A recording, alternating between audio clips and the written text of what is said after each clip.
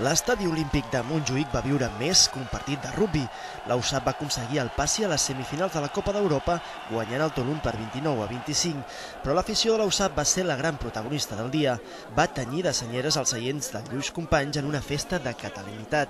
I és que més de 55.000 persones provinents de França i de la Catalunya Nord van omplir un estadi olímpic on s'hi respirava l'ambient de les grans ocasions.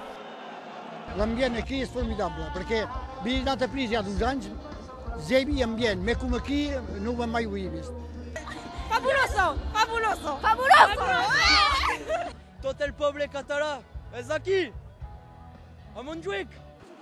La festa a Montjuïc ja va començar al matí i és que s'hi podien fer activitats i tallers lúdics de tot tipus i pels més petits, i els que tenien més gana ja trobaven un lloc per poder dinar i començar la seva pròpia festa. Abans del partit i un cop dins l'estadi, el moment àlgid i d'aquells que posen la pell de gallina va ser quan sonava el cant de l'estaca de Lluís Llach. Tothom es va posar en peu i la va començar a cantar. Fa molts anys l'USAP canta la meva cançó com un himne. A mi m'afalaga molt, per ells a la seva manera de marcar identitat. Enmig d'aquest ambient no hi va faltar el president del Futbol Club Barcelona, Sandro Rossell, amant de l'esport i que va venir acompanyat de molts directius del Barça.